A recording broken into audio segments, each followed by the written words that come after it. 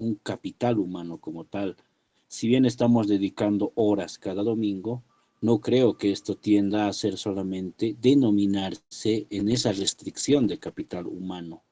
Un ejercicio cerebral o una actualización del pensar, quizás podría llamárselo. Es un tema para trabajar, pero eh, creo que es loable y entre todos tendríamos que continuar con esto si es que no nos estamos autoengañando y siguiendo alguna moda, ¿no? Que al parecer, por lo menos hasta ahora, no se ha detectado. No seguimos a un autor a ojo cerrado o alguna tendencia, sino más bien apostamos a esa pluralidad y desde ella tratar de hacer dialogar a esta nuestra realidad. Adelante, Mario.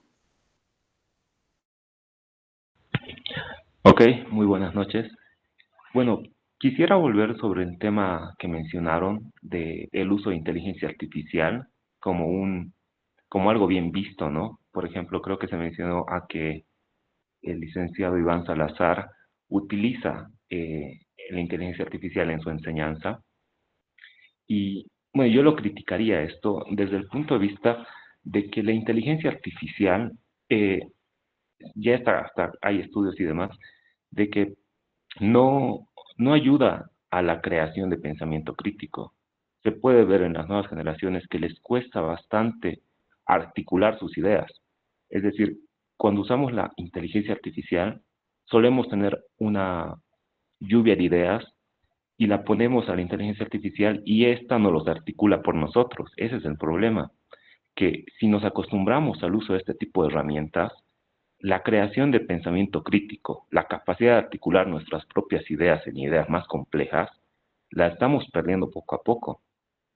Eh, por ejemplo, otro ejemplo más bien, cuando se usa la inteligencia artificial en exceso, ya se vuelve como una caja de resonancia de nuestros propios sesgos, porque la inteligencia artificial nos va a decir más o menos lo que queremos.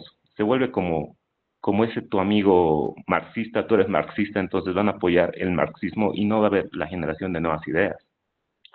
Por eso yo creo que si bien la inteligencia artificial como herramienta pedagógica es muy buena, habría que tener un requisito, ¿no? Usar la inteligencia artificial una vez se ha creado el pensamiento crítico. De lo contrario, la educación va a ir a menor. Eso sería. Gracias. Sí, de acuerdo. No podríamos dejar todo en manos de la inteligencia artificial, sobre todo lo que es el ámbito filosófico. Y esto también, pero quienes ya están pasando los talleres de tesis habrán visto como una tendencia, una crítica personal que alguna vez hice, ¿no? Que cuando nos obligan a, porque son los, diríamos, los requerimientos según normativa para hacer una tesis o presentar otro tipo de trabajos, siempre te dan una estructura y no puedes saltarte esos pasos.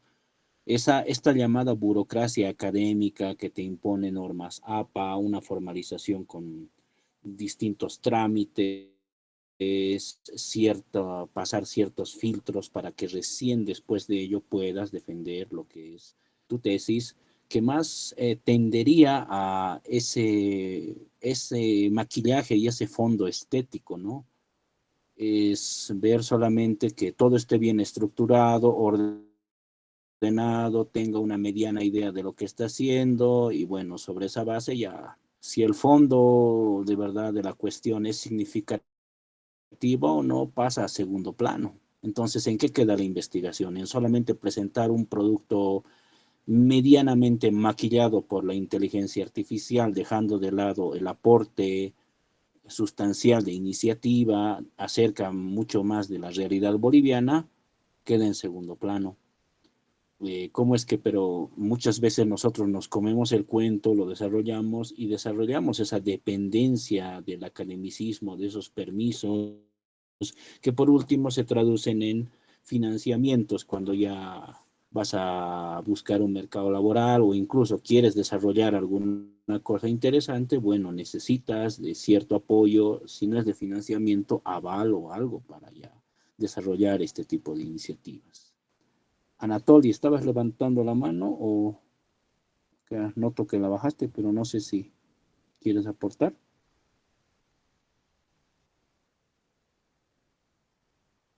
Parece que no. Bien.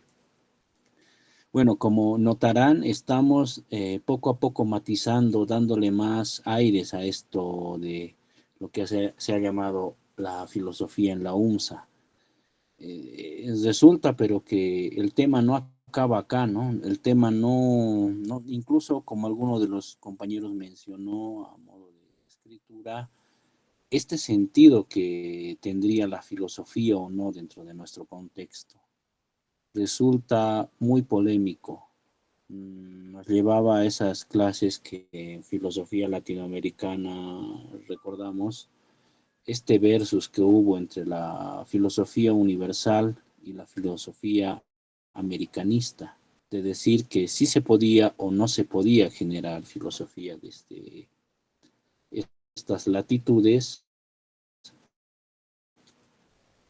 y para el concreto desde la realidad boliviana. La posición universalista decía que no, ya todo está dado, ya hay una tradición constituida y generada a partir de lo griego y tiene esas fases. Lo griego, luego viene lo latino, medieval, moderno, contemporáneo, hasta nuestros días. Pero uno se pregunta, ¿y nosotros en qué quedamos entonces? Con eso estaríamos incluso reafirmando lo que Hegel decía, de que estas latitudes junto con África u Oceanía no tienen historia, porque no han desarrollado un propio constructo crítico, filosófico o cultural como tal al nivel de lo que ha desarrollado Occidente. Contra eso, entonces, es que tendríamos que ir a trabajar de manera crítica y no solamente a agarrar y quemar sus libros o rechazarlos. Contra eso creo que vamos trabajando en esto, de decir que primero sí es posible una filosofía, pero no en el sentido que un Hegel o un Kant querían puramente, sino que ellos mismos se desligan de eso una vez que ya han desarrollado sus propios aparatos filosóficos, se desligan de ese contexto del que han partido, porque Hegel no ha partido de reflexiones universales como tal, sino de las reflexiones que eran contingentes al desarrollo de lo que luego se va a llamar el Estado alemán. O por el otro lado, Kant también es precursor de eso. Los franceses de igual modo, los ingleses ni que se diga. Entonces, cada realidad, cada filosofía, incluso la helena, ha tenido que ver mucho con su aspecto concreto de realidad. Entonces, no estaría tan desbocada nuestra idea de pensar que sí se puede desarrollar desde estas latitudes y el concreto boliviano una filosofía que sea pertinente no para ellos, no para chinos o rusos, sino en principio para nosotros. Eso también sería un principio de soberanía desde la línea filosófica. Pero resulta bastante alentador, como es que bastantes de las intervenciones que ahora hemos tenido concuerdan en esta medida. No hemos visto una oposición a esto que hemos ido desarrollando, que es apenas un primer encuentro. Nos hubiera agradado, porque ya vamos cerrando, ya vamos a cumplir las 2 horas, que algunos compañeros que por el chat también van desarrollando y pedían que se desarrolle este tema, grosso modo, después lo podríamos ir clarificando más, hubieran asistido, pues no sabemos qué fue de ello. Hubiera sido también interesante sus aportes para ver cómo es que se podría desarrollar esto.